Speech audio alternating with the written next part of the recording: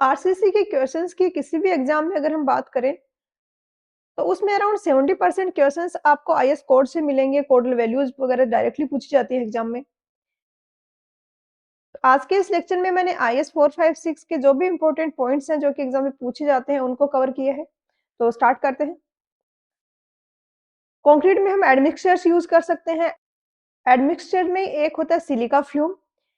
इसकी वैल्यू है वो 5 to 10% से ज्यादा नहीं होनी चाहिए।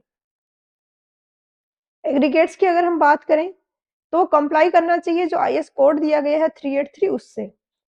इस कोड में मेंशन किया हुआ है कि क्या क्या रिक्वायरमेंट होती है एग्रीगेट्स की जिनको हम कंक्रीट में यूज करते हैं।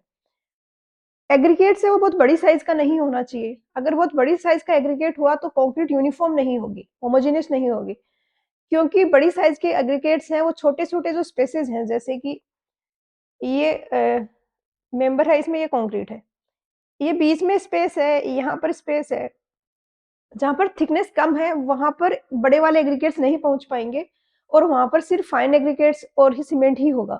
तो ये डिजायरेबल नहीं है।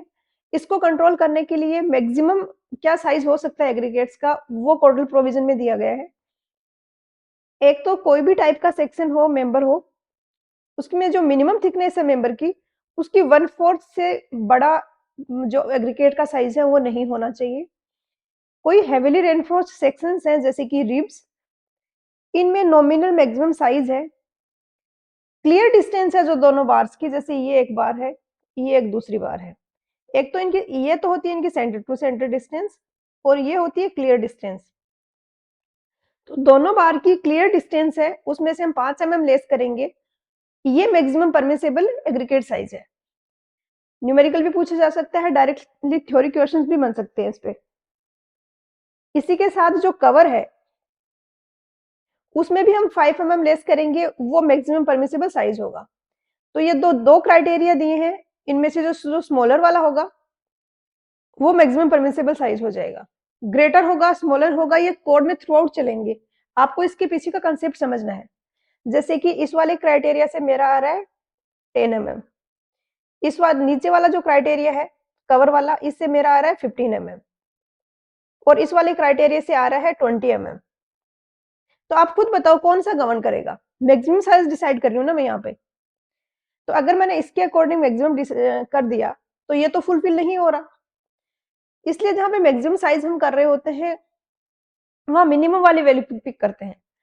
अगर मैं 10 mm का मैक्सिमम साइज है, ये कर देती हूँ लिमिट कि 10 mm से बड़ी साइज का एग्रीगेट्स नहीं होना चाहिए, तो यहाँ पर भी कोई दिक्कत नहीं है, यहाँ पर भी नहीं है। तो इसलिए स्मॉलर वाली वैल्यू पिक करते हैं ऐसे में हमेशा।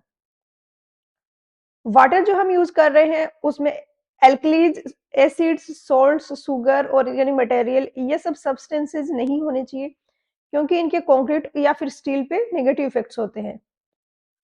पीएच वैल्यू बहुत ज्यादा इंपॉर्टेंट है। काफी बार ये क्वेश्चन पूछा जाता है कि आईएस 456 के अकॉर्डिंग पोर्टेबल वाटर की पीएच क्या होनी चाहिए।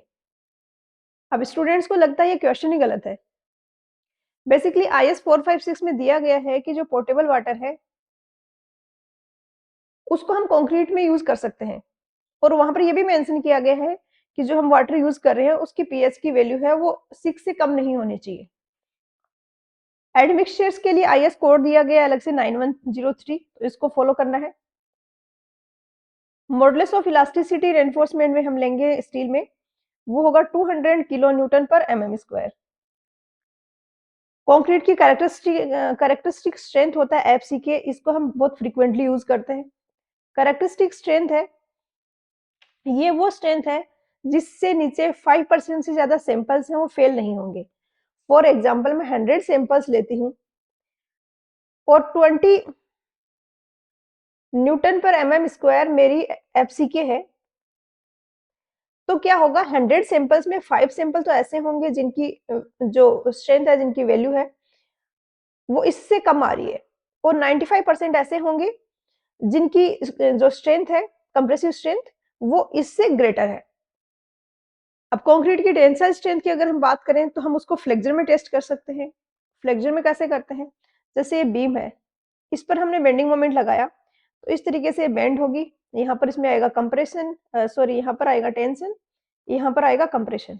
तो जहां पर टेंशन आ रहा है वहां पर टेंसाइल स्ट्रेसेज होंगे और वहां पर फेलियर होगा। तो वहां पर वो क्या स्ट्रेंथ शो कर रहा है, वो होती है फ्लेक्सर स्ट्रेंथ। ये होती है 0.7 एफसीके का रूट। फ्लेक्सर के अलावा हम डायरेक्ट स्प्लिट टेंसाइल स्ट्रेंथ भी चेक कर सकते हैं। Modulus of elasticity of concrete EC होता है 5000 रूट एफसीके। ये वैल्यू आपको याद रखनी है, बहुत ज्यादा बार पूछी जाती है एग्जाम में। अब हम स्ट्रेंथ के बेसिस पे कंक्रीट को फर्दर क्लासिफाई कर सकते हैं। जैसे कि M10 में अगर कहीं लिखती हूँ तो M रिप्रेजेंट कर रहा है मिक्स को और 10 यहाँ पर रिप्रेजेंट कर रहा है स्ट्रेंथ को। 10 न्यूटन पर mm स्क्वायर है ये स्ट्रेंथ आएगी उस कंक्रीट की। अगर मैं 150 mm साइज का क्यूब लूं और उसको 28 डेज में उसकी स्ट्रेंथ चेक करूं, उसको टेस्ट करूं। अब ग्रेड्स के बेसिस पे हम फर्दर क्लासिफाई कर सकते हैं। ऑर्डिनरी कंक्रीट में आएगा M10 टू M20, स्टैंडर्ड में आएगा M25 से 55 तक, हाई स्ट्रेंथ में आएगा 60 से 80 तक। ये वैल्यूज आपको याद होनी चाहिए, पूछी जाती है एग्जाम में। श्रिंकेज बहुत इंपॉर्टेंट है कंक्रीट के लिए। बेसिकली होता क्या है कि कंक्रीट है उसमें फाइन एग्रीगेट्स हैं, सीमेंट है, वाटर है, कोर्स एग्रीगेट्स है। अब वाटर ऐसा है सबस्टेंस जो इवोपोरेट होता है, तो टाइम के साथ साथ वाटर इवोपोरेट होगा और कंक्रीट श्रिंक होगी और ये डिजायरेबल नहीं है कंक्रीट के लिए, क्योंकि अगर श्रिंकेज होगा कंक्रीट में तो क्रैक्स आएंगे, उसकी स्ट्रेंथ कम हो जाएगी। कंक्रीट में टोटल श्रिंकेज आएगा वो डिपेंड करेगा size of member, environment conditions कैसी हैं। अगर ड्राई क्लाइमेट हुआ तो ज्यादा होगा उसमें श्रिंकेज। अगर हम ह्यूमिडिटी और टेम्परेचर को कांस्टेंट रखें तो फिर श्रिंकेज है वो मेजरली डिपेंड करेगा जो अमाउंट ऑफ वाटर प्रेजेंट है उसमें मिक्सिंग के टाइम पे। कंक्रीट के टोटल श्रिंकेज की जो वैल्यू दी गई है कोड में वो है 0.0003। एक होता है क्रीप ऑफ कंक्रीट। किसी भी मटेरियल में क्रीप ये होता है कि उस पर जो हम लोड लगा रहे हैं वो सस्टेनेबल है उसके लिए, बट फिर भी उसमें डिफॉर्मेशन आ रहे हैं वो लोड लॉन्ग टर्म पे लगने के कारण। सस्टेनेबल लोडिंग से लॉन्ग टर्म में जो डिफॉर्मेशन आते हैं लॉन्ग टर्म लोड एक्ट करने के कारण, उसको हम क्रीप बोलते हैं। क्रीप में कोडल प्रोविजन में ये दिया गया है कि 7 डेज एज ऑफ लोडिंग है तो क्रीप कोफिशिएंट 2.2 होगा, 28 डेज में 1.6 होगा और 1 ईयर में 1.2 होगा, सॉरी 1.1 होगा। और डायरेक्टली क्वेश्चंस में ये पूछा जाता है। वर्केबिलिटी की अगर हम बात करें तो शैलो सेक्शन पेमेंट वगैरह है इनमें वेरी लो वर्केबिलिटी हमें रिक्वायर्ड होगी। अगर वर्केबिलिटी बहुत ही कम है, वेरी लो की कैटेगरी में आ रही है, तो वहां पर स्लम्प टेस्ट के बजाय कॉम्पैक्टिंग फैक्टर टेस्ट है वो यूज किया जाता है और कॉम्पैक्टिंग फैक्टर की वैल्यू है वो 0.75 से 0.8 के बीच में आनी चाहिए। अगर लो वर्केबिलिटी की कंक्रीट की वर्केबिलिटी लो है तो इसकी स्लम्प वैल्यू 25 टू 75 होती है, मीडियम है तो 50 टू 100 होती है, हाई है तो 100 टू 150 होती है। और ये थोड़ा सा आपको रफली आइडिया होना चाहिए यहाँ पर ये जो दिया गया है कि कौन सी प्लेसिंग कंडीशन है तो क्या डिग्री ऑफ वर्केबिलिटी रिक्वायर्ड होना चाहिए। ड्यूरेबिलिटी ऑफ कंक्रीट की अगर हम बात करें तो एक्सपोजर कंडीशंस हैं वो डिसाइड करती हैं कि वहां पर हमें कितना कवर देना है, क्योंकि जितना ज्यादा सीवियर एक्सपोजर कंडीशंस होंगी उतना ही ज्यादा हमें कवर देना पड़ेगा हमारा रेनफोर्समेंट है उसको प्रोटेक्ट करने के लिए। तो ये कंडीशंस डिफाइन की गई हैं कि अगर कंक्रीट की सरफेस है वो प्रोटेक्टेड है वेदर और अग्रेसिव कंडीशन से तो माइल्ड की कैटेगरी में आएगा। कंक्रीट सरफेस है वो शेल्टर्ड है सीवियर रेन और फ्रीजिंग से तो मॉडरेट की कैटेगरी में आएगा। कंक्रीट सरफेस एक्सपोज्ड है सीवियर रेन से, उसमें अल्टरनेट वेटिंग और ड्राइंग हो रहा है, ओकेजनल फ्रीजिंग भी हो रही है, तो वो सीवियर की कैटेगरी में आएगा। कंक्रीट सरफेस अगर सी वाटर को एक्सपोज्ड है तो वेरी सीवियर। एक्सट्रीम वो होगा जब सरफेस ऑफ मेंबर है वो टाइडल जोन में है और मेंबर्स है वो डायरेक्टली कांटेक्ट में है लिक्विड और सॉलिड जो भी अग्रेसिव केमिकल्स हैं उनके। इनमें मोस्टली क्वेश्चंस इन पे पूछे जाते हैं माइल्ड और मॉडरेट वगैरह पे। नेक्स्ट है कि water cement ratio, minimum cement content और मिनिमम ग्रेड ऑफ कंक्रीट क्या होगा डिफरेंट एक्सपोजर कंडीशंस के लिए। पिछले पेज में हमने देखा कि हमने किस एक्सपोजर कंडीशन को माइल्ड बोला है। अब माइल्ड एक्सपोजर कंडीशन है तो प्लेन सीमेंट कंक्रीट है, इसको पीसीसी से भी डिनोट करते हैं। ये रेनफोर्स्ड सीमेंट कंक्रीट है, इसको आरसीसी से डिनोट करते हैं। तो पीसीसी है तो मिनिमम सीमेंट कंटेंट है वो ये होना चाहिए। Maximum free water cement ratio ये होना चाहिए। मिनिमम ग्रेड ऑफ कंक्रीट है वो माइल्ड में हम कोई सा भी कर सकते हैं, मॉडरेट में मिनिमम M15 होना चाहिए। एग्जाम में जनरली जो पूछा जाता है उसमें मुझे क्वेश्चंस इसके मिले हैं, एक तो, और एक ये कि माइल्ड में कौन सा करेंगे मिनिमम, मॉडरेट में कौन सा करेंगे। सेम आरसीसी की अगर बात करें तो माइल्ड एक्सपोजर कंडीशंस हैं तो मिनिमम M20 हम यूज करेंगे, एक्सट्रीम है तो M40 करेंगे। तो ये वाले दोनों कॉलम सबसे ज्यादा इंपॉर्टेंट ये वाला है, फर्स्ट नंबर पे ये याद करना है, सेकंड ये वाला है, थर्ड है ये वाला है। वैसे तो यहाँ पर जो भी मैंने दिया सारा इंपॉर्टेंट है, देन अगेन आपके माइंड की कैपेसिटी लिमिटेड है, और मुझे ये चीज समझ आती है कि आपको इतने सारे सब्जेक्ट्स एक साथ में करने हैं तो आप बहुत ज्यादा याद नहीं रख सकते, इसलिए मैंने प्रायोरिटाइज कर दिया गया आपके लिए चीजों को। अब पिछले पेज पे हमने देखा मिनिमम सीमेंट कंटेंट क्या होना चाहिए डिफरेंट एक्सपोजर कंडीशंस के लिए, बट वो मिनिमम सीमेंट कंटेंट डिफाइंड था अगर एग्रीगेट्स का साइज है वो 20 mm हो। अगर वो 10 mm का हुआ तो मिनिमम सीमेंट कंटेंट वाली वैल्यूज को हम +40 करेंगे, 40 ऐड कर देंगे। अगर नॉमिनल मैक्सिमम एग्रीगेट साइज अगर 40 mm है तो हम इसको -30 करेंगे। ये टेबल कंपैरेटिवली कम इंपॉर्टेंट है। यहाँ पर दिया है क्लोराइड कंटेंट ऑफ कंक्रीट। अगर कंक्रीट ऐसी है जिसमें मेटल है, स्टीम क्योर्ड है, एलिवेटेड टेम्परेचर और प्री स्ट्रेस्ड कंक्रीट है, तो मैक्सिमम टोटल एसिड है जो सोल्यूबल क्लोराइड कंटेंट वो 0.4 होना चाहिए। कंक्रीट में कोई एम्बेडेड मेटल नहीं है तो उस केस में 3 तक अलाउ कर सकते हैं। अगर कहीं पर भी रिस्क है एल्कली एग्रीगेट्स रिएक्शंस का, सीमेंट है उसमें एल्कलीज होती हैं, एग्रीगेट्स के साथ में वो रिएक्ट करती हैं और वो एक हार्मफुल रिएक्शन होती है जो इसका बहुत ही डिटेरियोरेटिंग इफेक्ट होता है कंक्रीट पर।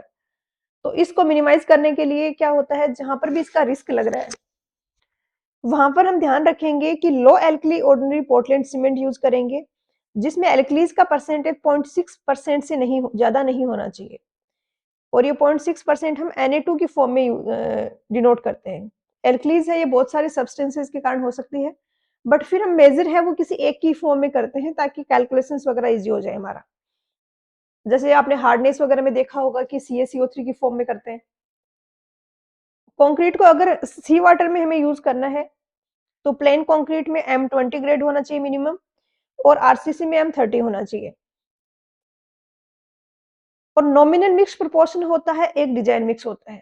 नॉमिनल मिक्स ऐसे है कि आपने देखा होगा कि इस तरीके से हम लिखते हैं ये 1:2:4 कि ये सीमेंट हो गया, ये फाइन एग्रीगेट्स हो गया, ये कोर्स एग्रीगेट्स हो गया।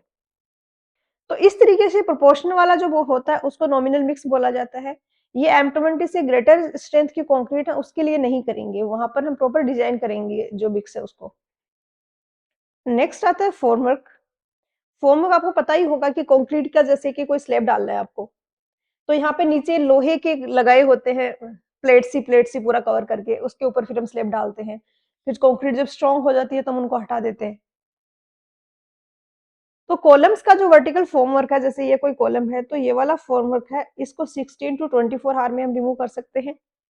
स्लैब का जो सोफिट फॉर्मवर्क है उसको 3 डेज में रिमूव कर सकते हैं। कंडीशन क्या है कि जो प्रॉप्स हैं उनको इमीडिएटली रिफिक्स करना चाहिए। प्रॉप्स क्या है, जो नीचे सपोर्ट लगे होते हैं, आपने कोई आरसीसी की स्लैब डली हुई देखी होगी तो आपने नोटिस किया होगा कि वहां पर बांस के बहुत मोटे मोटे लट से लगे होते हैं, तो उन्हीं को प्रॉप्स बोला गया है। अगर हम फॉर्मवर्क हटा के उनको वापस से वहां पर लगा देते हैं सपोर्ट के लिए तो हम 3 डेज में स्लैब के केस में रिमूव कर सकते हैं फॉर्मवर्क।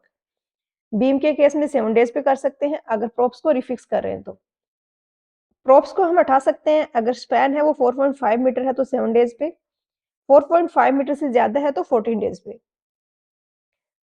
बीम्स और आर्चेज के लिए जो प्रॉप्स हैं, अगर 6 मीटर तक का स्पैन है तो 14 डेज में रिमूव कर सकते हैं, 6 मीटर से ज्यादा है तो 21 डेज में रिमूव कर सकते हैं। सैंपलिंग की फ्रीक्वेंसी क्या रखी जानी चाहिए, कितनी कंक्रीट बना रहे हैं तो उसमें कितने नंबर ऑफ सैंपल्स मिनिमम होना चाहिए।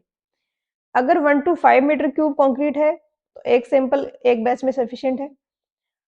अगर 16 to 15 है तो 2 होगा, 16 to 30 है तो 3 होगा, 31 to 50 है तो 4 होगा, 51 से अबव है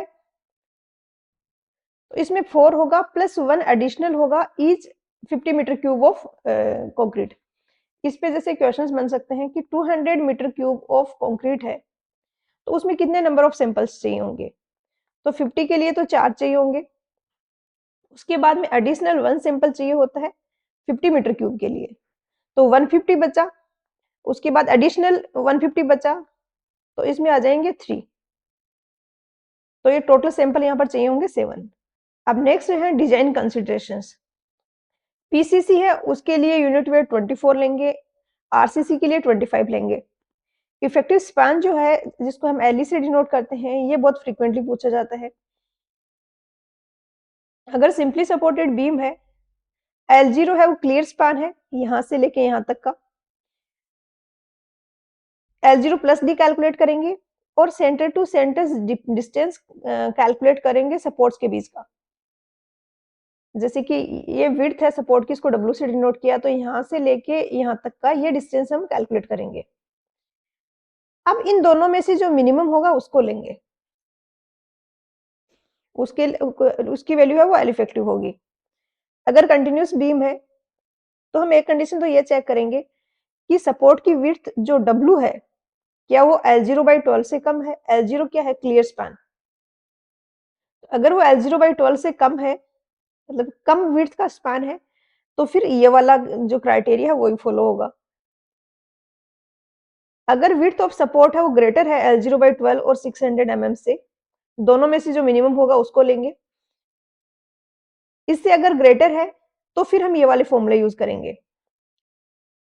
अगर एक एंड फिक्स्ड है अदर कंटिन्यूअस है। अब फिक्स्ड और कंटिन्यूअस कैसे होता है, अब इसकी अगर मैं बात करूं तो इसका ये वाला एंड तो है फिक्स्ड है और ये वाला एंड है ये कंटिन्यूअस है, तो ये होगा तो एल ई इक्वल होगा L0 के।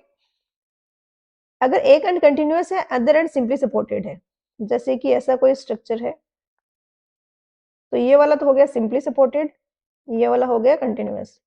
कंटिन्यूअस मतलब इसके आगे कंटिन्यूटी में एक और बीम कनेक्टेड है, तो ये हो गया सिंपली सपोर्टेड, ये हो गया कंटिन्यूअस। इस केस में हम कैलकुलेट करेंगे एल इस तरीके से, L0 प्लस W/2, W क्या है, स्पैन की विड्थ है, L0 प्लस D/2, और इन दोनों में जो मिनिमम होगा उसको पिक करेंगे। कंटिन्यूअर के केस की अगर हम बात करें तो एक एंड फिक्स्ड है दूसरा फ्री है, तो एल इक्वल होगा L0 प्लस D/2 के। ध्यान रहे L0 हम जहां पर भी ले रहे हैं वो डिनोट कर रहा है क्लियर स्पैन को, और स्मॉल डी हमेशा डिनोट करता है इफेक्टिव डेप्थ को। वन एंड कंटिन्यूअस है अनदर फ्री है, तो एल इक्वल होगा L0 प्लस W/2 के। कैसे होगा one and continuous another free, जैसे ये वाला केस है। अब ये वाला कंटिन्यूअर बीम है, इस कंटिन्यूअर बीम के लिए अब ये वाला फॉर्मूला यूज करेंगे, और अगर ऐसा केस होता तो ये वाला यूज करते। नेक्स्ट है बीम की इफेक्टिव विड्थ। अगर कोई टी बीम है तो उसकी इफेक्टिव विड्थ हम क्या लेंगे वो हम कैलकुलेट करेंगे इस फॉर्मूले से, और बहुत बार बार पूछा जाता है एग्जाम में, तो आपको याद रखना है बी एफ इक्वल होगा L0 plus 6 plus BW plus 6DF। ये DF है डेप्थ ऑफ फ्लेंज है ये वाला, और BW है ये इस वेब की विड्थ है। टी बीम हुई तो ये होगा, एल बीम हुई तो ये होगा। टी बीम से एल बीम का निकालने के लिए BW आपको एज इट इज रखना है और इन दोनों को हाफ हाफ कर देना है। अगर आइसोलेटेड बीम हुई तो उस केस में फॉर्मूला ये होगा, एल बीम हुई तो ये होगा। एल बीम में भी बस बाकी सारा सेम है, यहाँ पर ये 0.5 से मल्टीप्लाई कर दिया है। एग्जाम में ज्यादातर टी बीम वाला पूछा जाता है। नेक्स्ट है डिफ्लेक्शन का कंट्रोल। कोई भी स्ट्रक्चर हम बना रहे हैं तो अगर वो फेल नहीं भी हो रहा है बट उसमें डिफ्लेक्शन बहुत ज्यादा हो गया है तो वो फिर सर्विसेबिलिटी का जो क्राइटेरिया उसको फुलफिल नहीं कर पाएगा। इसलिए डिफ्लेक्शन को हमें गवर्न करके रखना है, एक लिमिट में रखना है। जैसे कि आपके क्लासरूम में बैठे हुए हो, उसकी बीम इतनी ज्यादा डिफ्लेक्ट हो गई है कि आपको क्लियरली विजिबल है वो डिफ्लेक्शन, तो आप वहां पर सेफ फील नहीं करोगे, ये डिजायरेबल नहीं है। इसलिए डिफ्लेक्शन को गवर्न करने के लिए कुछ गाइडलाइंस दी गई हैं। एक तो फाइनल डिफ्लेक्शन है सारे लोड्स वगैरह लगाने के बाद में, वो एक्सीड नहीं करना चाहिए स्पैन अपॉन 250 mm से, और डिफ्लेक्शन सारे लोड वगैरह टेम्परेचर श्रिंकेज सब कुछ मिलाने के बाद पार्टीशन भी इरेक्ट कर दिए गए हैं और फिनिशिंग भी अप्लाई कर दी गई है। इसके बाद में जो मैक्सिमम डिफ्लेक्शन है वो स्पैन अपॉन 350 से एक्सीड नहीं करना चाहिए। दोनों में डिफरेंस क्या है? इतना सा है कि इसमें इरेक्शन ऑफ पार्टीशन और फिनिशेस भी इंक्लूड किए गए हैं। तो इससे आप आइडेंटिफाई करोगे कि कौन सा डिफ्लेक्शन पूछा गया है। यहाँ पर दो हैं चीजें हैं, एक तो स्पैन अपॉन 350 और 20 mm। इनमें से जो कम वाला होगा वो मैक्सिमम अलाउड डिफ्लेक्शन होगा। पिछले पेज पे हमने जो डिफ्लेक्शन के लिमिट्स देखी कि डिफ्लेक्शन है वो इससे ज्यादा नहीं होना चाहिए। कोड के अकॉर्डिंग वो लिमिट्स फुलफिल हो पाएंगी, डिफ्लेक्शन है उस लिमिट से बाहर नहीं जाएगा अगर हम ये क्राइटेरिया फॉलो करें तो। यहाँ पर एल बाई डी का रेशियो है उस पर लिमिट लगा दी गई है कि अगर कैंटिलीवर है तो एल बाई डी है वो 7 से ग्रेटर नहीं होना चाहिए। अगर सिंपली सपोर्टेड है तो एल बाई डी है वो 20 से ग्रेटर नहीं होना चाहिए, 20 के इक्वल या इससे लेस होना चाहिए।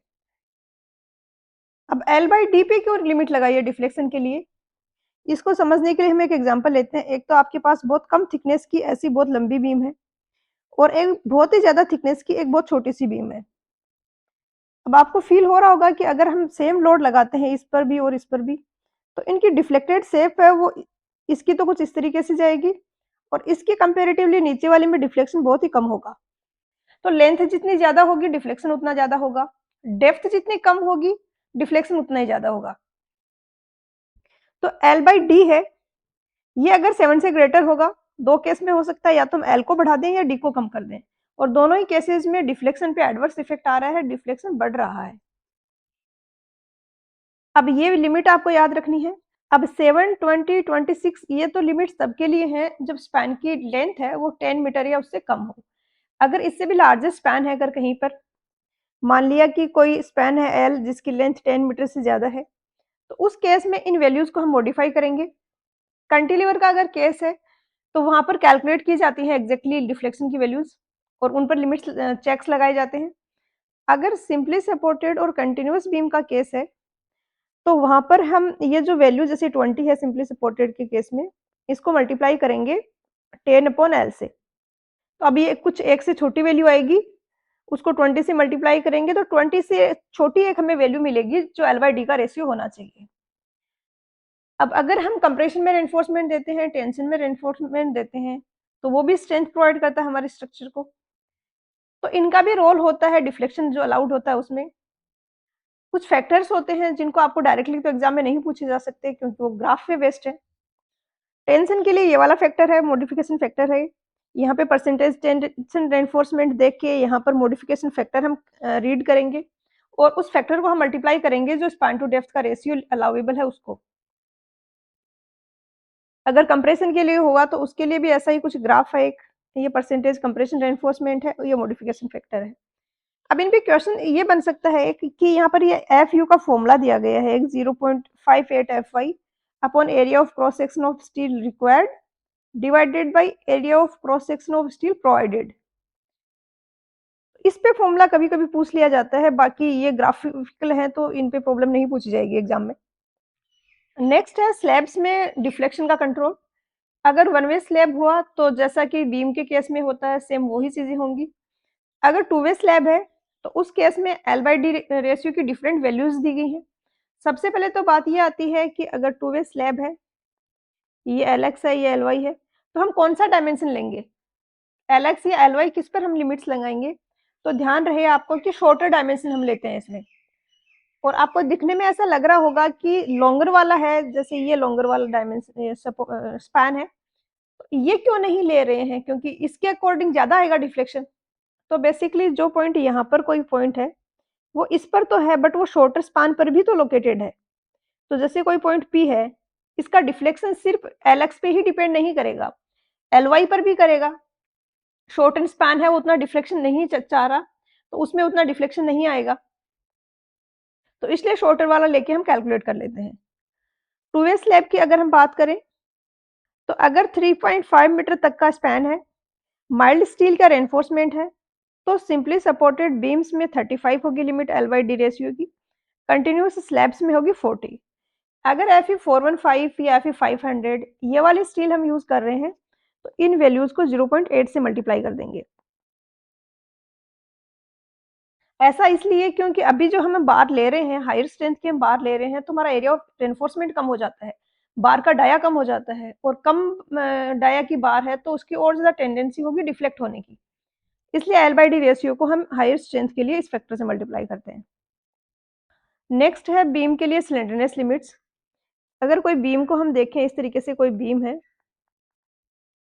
तो इस पे लोड लगाएंगे तो कुछ इस तरीके से डिफ्लेक्ट होगी। इसमें यहाँ पर कंप्रेशन आएगा, यहाँ पे टेंशन आएगा। अब जहाँ पर कंप्रेशन आ रहा है वहां पर डायरेक्ट कंप्रेशन तो नहीं, बट बेंडिंग के कारण तो कंप्रेशन है और कंप्रेशन में बकलिंग होने के चांसेस रहते हैं। तो बीम है उस कंप्रेसिव स्ट्रेसेस के कारण बकल ना हो जाए, जैसे कॉलम में बकलिंग होती है, इसको प्रिवेंट करने के लिए लिमिट्स लगाई गई हैं। और इन पे बहुत ही ज्यादा बार आपको क्वेश्चंस मिलेंगे एग्जाम में। सिंपली सपोर्टेड और कंटिन्यूअस बीम है तो ये वैल्यू 60 बी और 250 बी स्क्वायर अपॉन डी से ज्यादा नहीं होनी चाहिए। बी यहाँ पर breadth of the compression face है और कैंटिलीवर का अगर केस है तो 25 बी और 100 बी स्क्वायर अपॉन डी, इनमें से जो लेस होगा उससे एक्सीड नहीं करना चाहिए। नेक्स्ट है effective length of compression member. Effective length calculate करने की ये टेबल तो आपको हमेशा देखी होगी, आपने क्वेश्चंस भी किए होंगे। होता क्या मोस्टली ये वाला केस, ये वाला केस और ये वाला केस, ये तीनों तो स्टूडेंट्स इजीली याद कर लेते हैं, बट बाकी में थोड़ी सी दिक्कत आती है। बट ये टेबल बहुत इंपॉर्टेंट है, इस पर डायरेक्टली क्वेश्चंस आते हैं तो आपको इसको पूरा याद करना चाहिए। चाहे तो आप ये वाली वैल्यूज ही पूरी टेबल की याद कर लें, इससे थोड़ा सा फिर आप शायद रिलेट कर पाए ऑप्शंस के अकॉर्डिंग भी। अब इफेक्टिव लेंथ अपॉन जो लेटरल डायमेंशन है वो डिसाइड करता है कि कॉलम है वो शॉर्ट कॉलम है या लॉन्ग कॉलम है। ये क्राइटेरिया स्टील में, सोम में, आरसीसी में, हर जगह ये हम क्लासिफाई करेंगे, बट क्राइटेरिया डिफरेंट होगा। अगर मैं आरसीसी की बात करूं तो LEX/D या LEX/B, ये दोनों अगर 12 से कम है तो मैं उसको शॉर्ट कॉलम बोलूंगी। यहाँ पे X है मेजर एक्सिस के लिए जो इफेक्टिव लेंथ है और Y है माइनर एक्सिस के लिए जो इफेक्टिव लेंथ है। बेसिकली ये कोई कॉलम अगर हुआ तो यहाँ पे एक ये एक्सिस होगी, एक ये एक्सिस होगी, तो दोनों के अबाउट हम ये निकालेंगे, क्योंकि किसी इस एक्सिस के अबाउट या इसके अबाउट, किसी के अबाउट भी बकल हो सकता है कॉलम, तो इसलिए दोनों के लिए निकाल लेंगे। और दोनों की लिमिट अगर ये 12 से कम आ रही है स्लेंडरनेस रेशियो, तो हम बोलेंगे कि शॉर्ट कॉलम है। नेक्स्ट है slenderness ratio limits and minimum eccentricity. Column में जो अनसपोर्टेड लेंथ है एंड रिस्ट्रेंस के बीच में, वो एक्सीड नहीं करनी चाहिए 60 times least lateral dimension of the column. और अगर कॉलम अनरिस्टेंड है तो अनसपोर्टेड लेंथ L है वो एक्सीड नहीं करना चाहिए 100 बी स्क्वायर अपॉन डी से। इन पे डायरेक्टली क्वेश्चंस आते हैं एग्जाम में।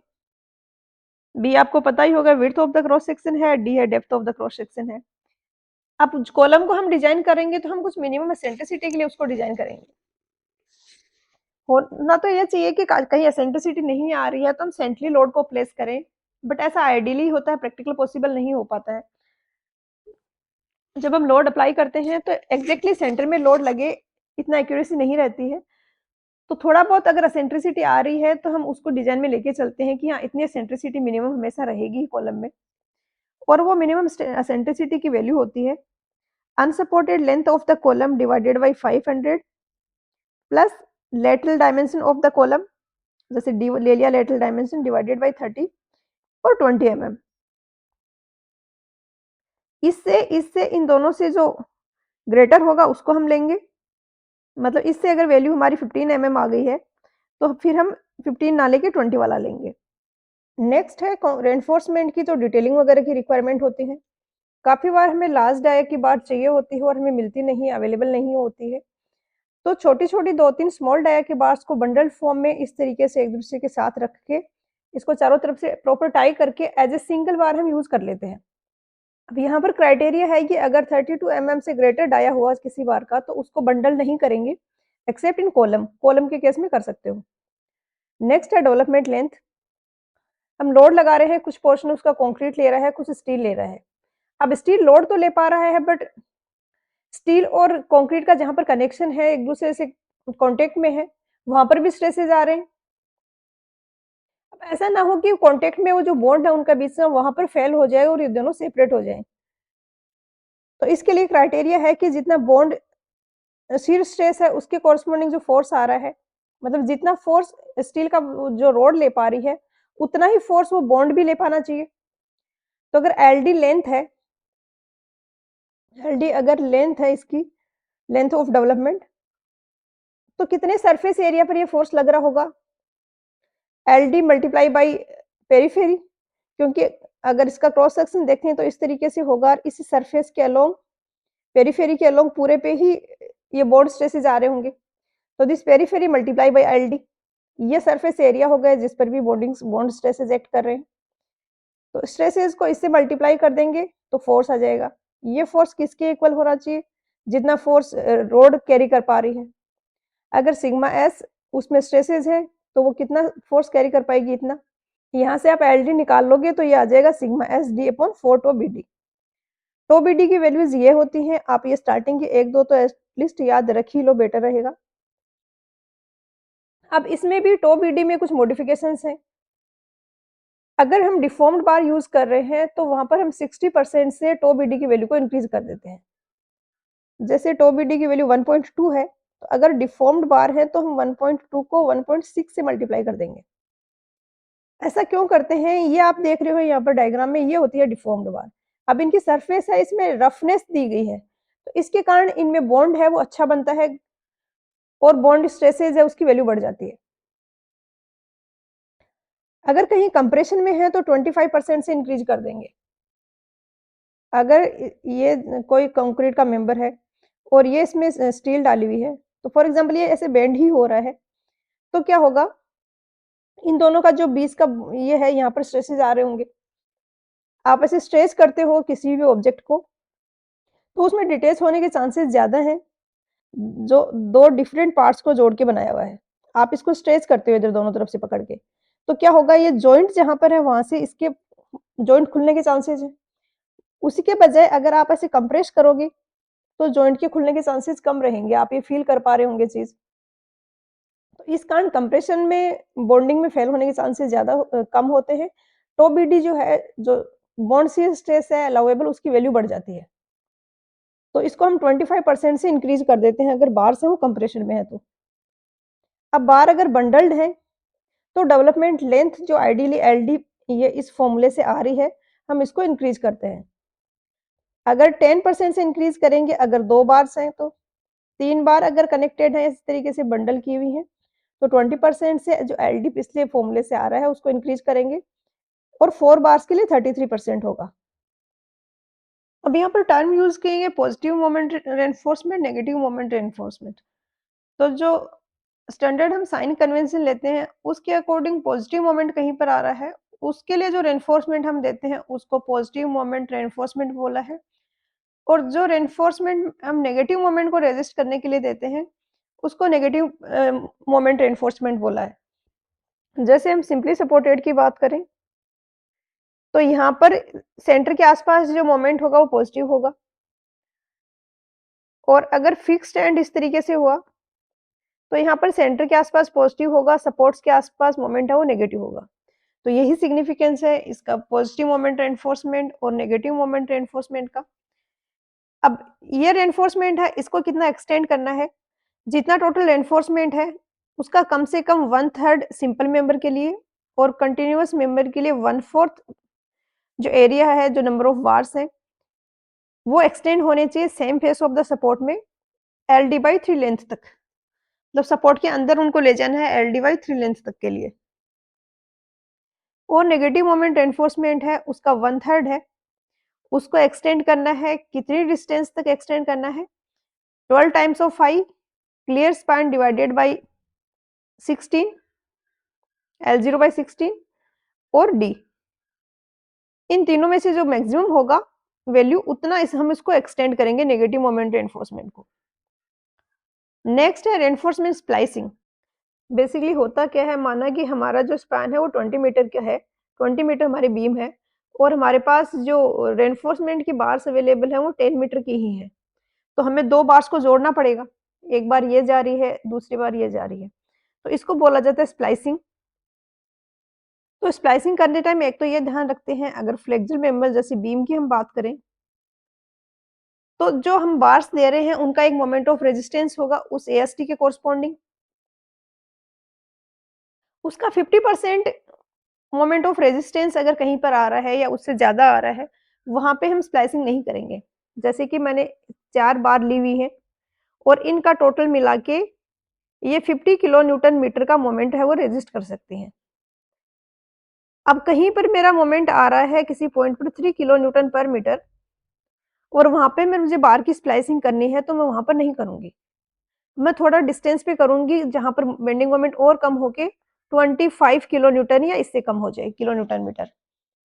अब एक होता है लैप स्प्लाइस जो मैंने इस तरीके से बताया, ये है और ये है। तो ओवरलैपिंग करके इस तरीके से हम जो स्प्लाइसिंग करते हैं उसको लैप स्प्लाइस बोला है। अगर बार का डाया 36 एमएम से ग्रेटर है तो फिर वेल्डिंग ही की जानी चाहिए। लैप स्प्लाइस करके नहीं करना है इसको। प्रॉपर वेल्डिंग से जोड़ना है दोनों बार्स को। अब फ्लेक्सर टेंशन की अगर कहीं बात हो रही है मतलब बेम की अगर बात कर रहे हैं और टेंशन और रेनफोर्समेंट की हम बात करें तो लैप लेंथ है मतलब ये ओवरलैपिंग हो रही है, ये कितने डिस्टेंस में करनी है? ग्रेटर ऑफ एलडी और 35 फाई यहाँ पे बार का डाया है। फ्लेक्सर टेंशन में डायरेक्ट टेंशन में होगा 2 times LD, LD length of development है और 35 इनमें से जो ग्रेटर होगा। कंप्रेशन की अगर बात करें तो होगा एलडी और 24/5। लैप लेंथ जितनी ज़्यादा लेंगे हमारा स्ट्रक्चर ज़्यादा सेफ रहेगा। अगर हम कम ओवरलैपिंग करा रहे हैं तो हो सकता है बार्स अलग-अलग हो जाएँ। तो इसलिए यहाँ पर हर जगह हम ग्रेटर वाली वैल्यू लेंगे और टेंशन में ये डिटैच होने के चांसेस ज़्यादा होते हैं। इसलिए टेंशन वाले में ज़्यादा ओवरलैपिंग करवाई है, कंप्रेशन वाले में कम करवाई है। नेक्स्ट है मिनिमम डिस्टेंस बिटवीन बार्स। जैसे कि ये बार्स यहाँ पर ली गई हैं, हॉरिजॉन्टल बार है। तो इनमें मिनिमम डिस्टेंस है कुछ कि इससे ज़्यादा पास-पास हमें बार्स नहीं दे रही है।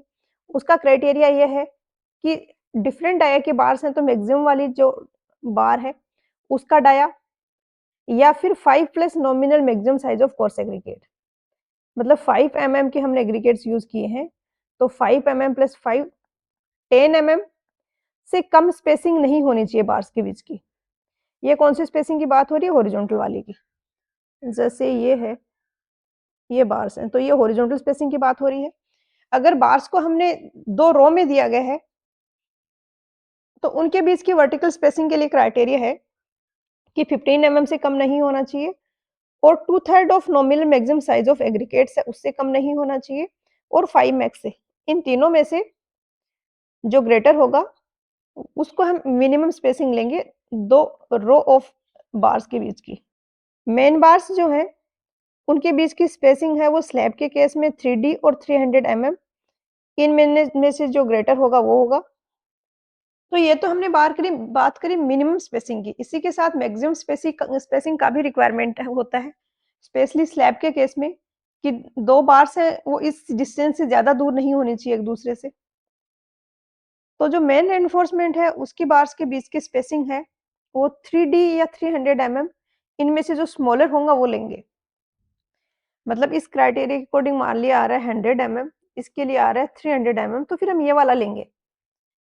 क्योंकि आपको समझ आ रहा होगा कि जितनी कम स्पेसिंग रखेंगे हम पास-पास रखेंगे बार्स को, उतना ही हमारे क्रैक्स वगैरह हैं वो कम डेवलप हो पाएँगे। टेम्परेचर और श्रिंकेज रेनफोर्समेंट है, उसके लिए होगा 5D और 450 एमएम। बेसिकली हम स्लैब जैसे वन वे है इस तरीके से, तो हम इसको डिज़ाइन करेंगे तो इसके लिए तो हम डिज़ाइन करेंगे इस। अब नॉमिनल कवर की अगर हम बात करें तो कॉलम के केस में नॉमिनल कवर है वो 40 एमएम और 5 इनमें से जो ग्रेटर है वो होगा। 5 यहाँ पे बार जो होती है मेन रेनफोर्समेंट की बार उसका डाया है। अब यहाँ पे एक स्पेशल केस दिया है कि अगर हमारा कॉलम ऐसा है कि उसकी मिनिमम डायमेंशन जो है वो 200 एमएम या इससे भी कम है और जो हम बार यूज़ कर रहे हैं उनका डाया 12 एमएम से एक्सीड नहीं कर रहा है, तो हम 25 एमएम का कवर भी यूज़ कर सकते हैं। 12 एमएम मिनिमम डाया है जो हम कॉलम्स में यूज़ करेंगे, इससे कम डाया की बार हम कॉलम में यूज़ नहीं करेंगे क्योंकि फिर उसमें बकलिंग होने के चांसेस रहते हैं। फुटिंग के केस में मिनिमम कवर होता है 50 एमएम और डिफरेंट एक्सपोजर कंडीशंस के लिए इस टेबल में यहाँ पर कवर दिया गया है नॉमिनल कवर, ये आपको याद रखनी है सारी वैल्यूज। टेंशन एनफोर्समेंट बीम्स में अगर जो होता है उसकी हम बात करें तो मिनिमम एरिया होता है AST upon BD is equal to 0.85 upon FY। Minimum इतना रेनफोर्समेंट हमें देना ही है बीम में, और मैक्सिमम बीम के केस में होता है 0.04 BD, या आप ऐसे भी कह सकते हो 4% of gross sectional area of the beam. अगर मैं BD लिख रही हूँ मतलब ग्रॉस सेक्शनल एरिया है, क्योंकि D है वो ओवरऑल डेप्थ है। कंप्रेशन रेनफोर्समेंट की बात करें तो सेम वही क्राइटेरिया यहाँ पर है, मैक्सिमम का, मिनिमम का कोई रिक्वायरमेंट नहीं है। अगर कंक्रीट आपका कंप्रेशन ले पा रही है तो कंप्रेशन के लिए रेनफोर्समेंट नहीं देंगे। एक होता है साइड फेस रेनफोर्समेंट, ये हम तब प्रोवाइड करते हैं जब डेप्थ है वेब की वो एक्सीड कर रही है 750 mm से। टोटल एरिया ऑफ रेनफोर्समेंट है वो 0.1% ऑफ वेव एरिया से कम नहीं होना चाहिए। ये फिगर भी पूछा जाता है, ये भी पूछा जाता है, और इसको इक्वली डिस्ट्रीब्यूट करते हैं दोनों फेसेस पे, ये भी पूछा जाता है। साइड फेस रेनफोर्समेंट की मैक्सिमम स्पेसिंग की अगर मैं बात करूं तो 300 mm और वेव थिकनेस, इसमें जो स्मॉलर वैल्यू होगी वो इसकी स्पेसिंग होगी।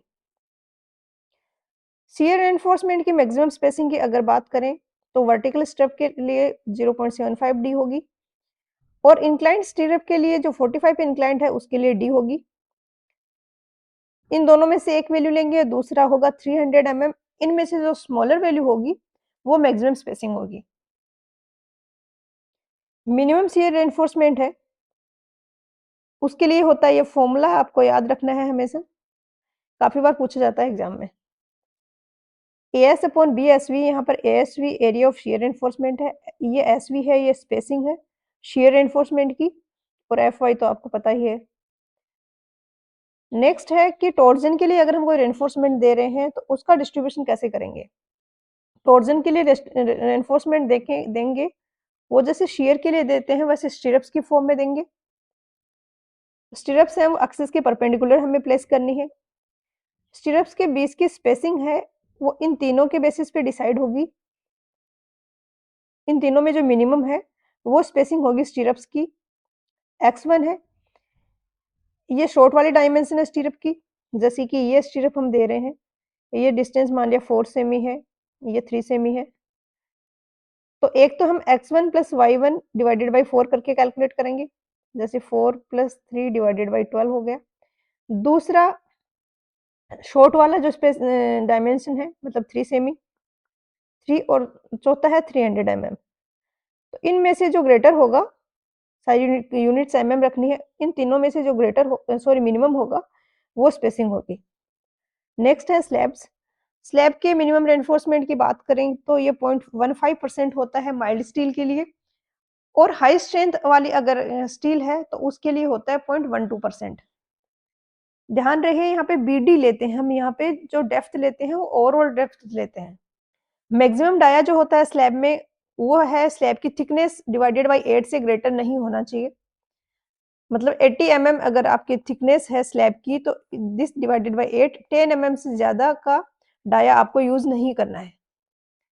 कॉलम्स की अगर बात करें तो जो लॉन्गिट्यूडनल रेनफोर्समेंट होता है उसमें मैक्सिमम होता है 6% of gross sectional area of column, और इसी में एक और क्राइटेरिया भी होता है कि अगर बार्स की ओवरलैपिंग करनी पड़ रही है तो हम 4% तक ही लिमिट कर देते हैं इसको। मिनिमम रेनफोर्समेंट है ये 0.8% of gross sectional area of column है। मिनिमम नंबर ऑफ बार्स हैं ये सर्कुलर कॉलम के लिए 6 होंगे, रेक्टेंगुलर के लिए 4 होंगे। लॉन्गिट्यूडनल बार का डाया है ये 12 mm से कम नहीं होना चाहिए, ये मैंने पहले भी बताया है आपको इसी लेक्चर में। पिच है जो लेटरल टाइज की और डाया है उसके लिए क्राइटेरिया है। पिच क्या है बेसिकली, ये कॉलम है जैसे, हाँ ये कॉलम है, इसका हम टॉप व्यू देख रहे हैं। इसमें अगर रेक्टेंगुलर कॉलम है तो मान लिया कि हमने ये 4 बार्स दी गई हैं। अब इनके चारों तरफ हम इस तरीके से लेटरल टाइज देते हैं, ये इस तरीके से कम डाया की एक बार है जिससे हम इस तरीके से बांध देते हैं इनको चारों तरफ से, तो इसको बोला जाता है लेटरल टाइज। इनके बीच की स्पेसिंग को बोला है पिच ऑफ लेटरल टाइज, मतलब कितनी स्पेसिंग पर हम ये देंगे। तो pitch should be minimum of column की जो लिस्ट लेटरल डायमेंशन है, जैसे कॉलम है 200 mm इंटू 300 mm, तो हम 200 mm एक वैल्यू चूज करेंगे, नेक्स्ट होगा 16 टाइम्स ऑफ बार डाया, जैसे कि हमने 12 mm की बार यूज करी है और 18 mm की करी है फॉर एग्जांपल। तो 16 टाइम्स ऑफ 5 मिनिमम, तो 16 इंटू 12 और 300 mm। इन तीनों में से अब जो मिनिमम होगा वो पिच होगा। लेटरल टाइज का जो डाया है वो होना चाहिए लॉन्गिट्यूडनल बार्स का डाया डिवाइडेड बाई 4 और 16 mm। इन दोनों में से जो मैक्सिमम वाला होगा वो लेटरल टाइज का डायमीटर होगा। नेक्स्ट है स्ट्रक्चरल मेंबर्स के लिए स्पेशल जो डिजाइन के रिक्वायरमेंट्स होते हैं वो, एक बीम है उसके लिए अगर L बाई डी की वैल्यू 2 से कम है, सिंपली सपोर्टेड बीम है, तो हम उसको डीप बीम बोलेंगे। डीप बीम मतलब डेप्थ ज्यादा है बीम की, तो इसलिए डेप्थ ज्यादा हुई तो ये वैल्यू कम आएगी। तो 2 से कम आ रही है सिंपली सपोर्टेड के लिए तो डीप बीम होगा, 2.5 से कम आ रही है कंटिन्यूअस बीम के लिए तो डीप बीम होगा। फ्लैट स्लैब की अगर हम बात करें तो होता है क्या फ्लैट स्लैब, ऐसी स्लैब जो डायरेक्टली कॉलम्स पे सपोर्टेड होती है। मोस्टली स्लैब के नीचे क्या होगा, बीम होती है, उस पे स्लैब सपोर्टेड होती है, फिर बीम के नीचे कॉलम्स होते हैं। ये ऐसी स्लैब है जो डायरेक्टली कॉलम पे सपोर्टेड होती है। इसकी मिनिमम थिकनेस है वो 125 mm होती है और पॉजिटिव एंड नेगेटिव मोमेंट्स का सम है वो WL0/8 होता है। W यहाँ पर टोटल जो एरिया है L1 इंटू L2, उसके ऊपर जो टोटल डिजाइन लोड लग रहा है वो है, ये वाला W है, कैपिटल W है टोटल लोड। शियर के लिए फ्लैट स्लैब में क्रिटिकल सेक्शन क्या होगा, ये कोई कॉलम है, इससे D/2 डिस्टेंस पे इस तरीके से हम पेरीफेरी लेंगे। कितने डिस्टेंस पे है, ये डिस्टेंस यहाँ पर है D/2 और ये D है, ये इफेक्टिव डेप्थ ऑफ स्लैब है। तो इतने डिस्टेंस पे पेरीफेरी पे हम ये सेक्शन लेंगे और ये क्रिटिकल सेक्शन होगा स्लैब के लिए, शियर के लिए। शियर एनफोर्समेंट है वो अगर प्रोवाइड नहीं किया है हमने, तो जो कैलकुलेट शियर स्ट्रेस आ रहा है क्रिटिकल सेक्शन पे वो के एस टोसी से एक्सीड नहीं करना चाहिए। के एस है वो इस तरीके से कैलकुलेट करते हैं 0.5 प्लस बीटा सी, इस पर काफी बार क्वेश्चन पूछा गया है।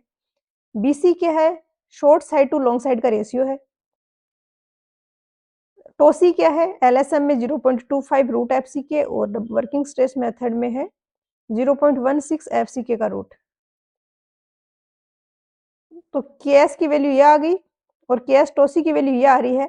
अब जो कैलकुलेट कर रहे हैं हम शियर स्ट्रेस वो इससे एक्सीड नहीं करना चाहिए अगर शियर एनफोर्समेंट नहीं दिया गया उस केस में। नेक्स्ट है फुटिंग। फुटिंग की मिनिमम थिकनेस होती है एजेस पे, वो सॉइल में अगर फुटिंग रेस्ट कर रही है तो 150 mm होनी चाहिए और फुटिंग अगर पाइल्स पे है तो 300 mm से कम नहीं होना चाहिए। फाउंडेशन का जब हम डिजाइन करेंगे तो हम शियर के लिए चेक लगाएंगे क्या शियर में स्ट्रक्चर सेफ है। दो टाइप के चेक हम लगाते हैं शियर में, एक होता है वन वे शियर, जैसे कि ये फाउंडेशन है, यहाँ पर ये कॉलम है, तो ये सेक्शन यहाँ से फेल हो जाए शियर में, ये क्रिटिकल सेक्शन लोकेटेड होगा फेस ऑफ द कॉलम से डी डिस्टेंस पे, डी या फिर इफेक्टिव डेप्थ है।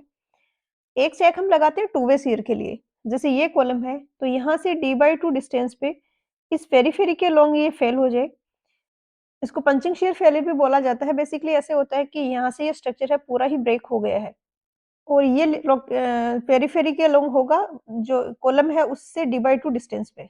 यहाँ पर मैंने एलएसएम मेथड के कुछ स्पेसिफिकेशंस जो इम्पोर्टेंट है वो ऐड की है। डब्ल्यूएसएम को मैंने यहाँ पर इंक्लूड नहीं किया है क्योंकि ये उतना पॉपुलर नहीं है और रेयरली होता है कि इस टॉपिक से कोई क्वेश्चन पूछा जाए। एलएसएम में अगर हम बात करें तो पार्शियली सेफ्टी फैक्टर्स हैं, वो उस टेबल से हम निकालते हैं। अगर लिमिट स्टेट ऑफ सर्विसिबिलिटी का हमें चेक लगाना है, तो अगर dead load, live load, wind load तीनों को कंसीडर करेंगे तो डेड लोड का 1 लेंगे partially safety factor, live load का 0.8 और विंड लोड का 0.8। अगर लाइव लोड को कंसीडर नहीं कर रहे हैं तो डेड लोड का 1 लेंगे, विंड लोड का 1 लेंगे। अगर विंड लोड को कंसीडर नहीं कर रहे हैं तो डेड लोड का 1 लेंगे, लाइव लोड का 1 लेंगे। इसी तरीके से लिमिट स्टेट ऑफ कोलैप्स के लिए ये टेबल एप्लीकेबल होगी। अगर तीनों को कंसीडर कर रहे हैं तो फैक्टर होगा 1.2। विंड लोड और अर्थक्वेक लोड में से किसी एक को ही कंसीडर किया जाएगा। अगर हम अर्थक्वेक लोड को कंसीडर कर रहे हैं तो विंड लोड को नहीं करेंगे। जहाँ पर विंड लोड के कोरस्पॉन्डिंग जो फैक्टर्स हैं सेफ्टी के वो फिर लाइव लोड के लिए अर्थक्वेक लोड के लिए हो जाएंगे। नेक्स्ट है कुछ अजम्पशंस है इंपॉर्टेंट, इन पे क्वेश्चंस पूछे जाते हैं। फर्स्ट तो है कि कोई सेक्शन प्लेन है, जैसे कि ये बीम है, ये एक्सिस है, तो इसके परपेंडिकुलर यहाँ पर जो क्रॉस सेक्शंस हैं वो प्लेन है, तो वो बेंडिंग के बाद भी प्लेन ही रहेंगे। मैक्सिमम स्ट्रेंथ कंक्रीट में आ रहा है जो आउटर मोस्ट फाइबर में होगा वो 0.0035 होगा बेंडिंग में। डिजाइन पर्पज से जो कंप्रेसिव स्ट्रेंथ हम लेंगे वो कैरेक्टरिस्टिक स्ट्रेंथ का 0.67 टाइम्स लेंगे। हम ये मान के चलते हैं कि जब हम क्यूब की स्ट्रेंथ निकालते हैं तो वो ज्यादा होती है, स्ट्रक्चर की स्ट्रेंथ उससे हम कम ही अचीव कर पाएंगे क्योंकि क्वालिटी कंट्रोल उतना अच्छे से नहीं रह पाएगा। 0.67 टाइम्स का तो हम ये फैक्टर लेंगे ही। इसके अलावा एक 1.5 का पार्शियल सेफ्टी फैक्टर है वो और अप्लाई किया जाएगा कंक्रीट पे। मतलब एफ सी के का 0.7 टाइम्स, ये तो स्ट्रक्चर की स्ट्रेंथ हम अज्यूम कर रहे हैं, और इसके बाद इसमें 1.5 से और मल्टीप्लाई करके ये आएगी डिजाइन स्ट्रेंथ उसकी। स्ट्रेस स्ट्रेन कर्व जो कंक्रीट का है वो इस तरीके से बनेगा, ये एफसीके के लिए है, ये 0.67 एफसीके का, और ये पार्शियली सेफ्टी फैक्टर लगाने के बाद में मैक्सिमम स्ट्रेन जो टेंशन में आएगा फेलियर के टाइम वो Fy अपॉन 1.15 ES प्लस 0.02 होगा। अभी मैं ज्यादा डिटेल में नहीं जा रही हूँ, अगर हम आरसीसी का कवर करेंगे थ्योरी तो वहां पर इन चीजों को डिटेल में कवर करेंगे। स्ट्रेस ब्लॉक होगा उसका ये 0.42 XU होगा जो लीवर आर्म है, और इसका total area 0.36 FCK into XU ये टोटल फोर्स होगा। इसके एरिया की बात करेंगे तो 0.36 XU इंटू बी इसका स्ट्रेस ब्लॉक का टोटल एरिया होगा। Fy अगर 250 है तो XU मैक्स अपॉन डी की मैक्सिमम वैल्यू 0.53 होगी, 415 के लिए 0.48 होगा और 500 के लिए 0.46 होगा। शॉर्ट एक्सिली लोडेड कॉलम है उसके लिए PU की वैल्यू ये होती है। ये फॉर्मूला आपको याद रखना है, इस पे क्वेश्चंस भी पूछे जाते हैं कभी कभी। अगर कहीं पर हम हेलिकल रेनफोर्समेंट देते हैं तो इस स्ट्रेंथ को 5% से इंक्रीज कर देते हैं। नेक्स्ट है शियर स्ट्रेसेस। हम टो वी कैलकुलेट करेंगे नॉमिनल शियर स्ट्रेस, वो होगा किसी सेक्शन पे जो शियर फोर्स आ रहा है डिवाइडेड बाय BD। ध्यान रहे ये टोसी मैक्स से ग्रेटर नहीं होना चाहिए, कोड में टेबल दी गई है कि ये टोसी मैक्स है, तो अगर कितना ही रेनफोर्समेंट हम दे दें इससे ज्यादा हम नहीं अलाउ करेंगे, तो पहले तो ये चेक लगाना होगा। अगर ये आ रहा है तो हम रिवाइज करेंगे सेक्शन को, डेप्थ को इंक्रीज करेंगे। इसके बाद अगर ये क्राइटेरिया फुलफिल हो रहा है कि टोवी टोसी मैक्स से कम है तो हम टोसी इसकी वैल्यू से चेक करेंगे। अगर टोवी टोसी से ग्रेटर है तो शियर एनफोर्समेंट देंगे। कितने फोर्स के लिए देंगे? VU माने टोसी BD। हम ये मान रहे हैं कि टोसी जितना शियर स्ट्रेस तो बिना किसी रेनफोर्समेंट के हमारा जो स्ट्रक्चर है वो ले लेगा, तो जो बचता है एक्स्ट्रा है शियर फोर्स उसके लिए हम रेनफोर्समेंट देंगे। अगर टॉर्जन आ रहा है तो उसके कारण शियर फोर्स आएगा, और उस केस में हम VU की जगह V इक्विवेलेंट निकालेंगे। V इक्विवेलेंट कैसे निकालेंगे? इस फॉर्मूले से VU जो शियर फोर्स आ रहा है plus 1.6 TU upon P। TU यहाँ पर टॉर्जन है, B है वो ब्रेड्थ ऑफ द बीम है। लॉन्गिट्यूडनल रेनफोर्समेंट जो होता है हम देते हैं बेंडिंग के लिए, उसमें भी हमें मॉडिफिकेशंस करने पड़ेंगे। अब हम ME के कॉरस्पॉन्डिंग AST निकालेंगे। ME कैसे निकालेंगे? MU जो बेंडिंग के कारण आ रहा है प्लस MT जो टॉर्जन के कारण मोमेंट आ रहा है। MT निकालेंगे इस फॉर्मूले में। इस फॉर्मूले पर काफी ज्यादा क्वेश्चंस पूछे हुए हैं एग्जाम्स में। तो ये था समरी वीडियो IS 456 का। इसको पढ़ने से आपकी सारी चीजें क्लियर नहीं होंगी, आप बार बार क्वेश्चंस प्रैक्टिस करो, फिर इस वीडियो को देखोगे तो आपको रियलाइज होगा कि कैसे कैसे क्वेश्चंस फ्रेम हो सकते हैं। फिर आपको चीजें थोड़ी थोड़ी याद रहना स्टार्ट होंगी। उसके बाद फिर आप कुछ और क्वेश्चंस करोगे, तो क्वेश्चंस का प्रैक्टिस, थ्योरी का पढ़ना ये सब साथ साथ चलेगा, बार बार आप रिपीट करोगे तो सारा डेटा आपको याद हो जाएगा। तो मिलते हैं नेक्स्ट लेक्चर में, पढ़ाई करते रहिए। All the very best.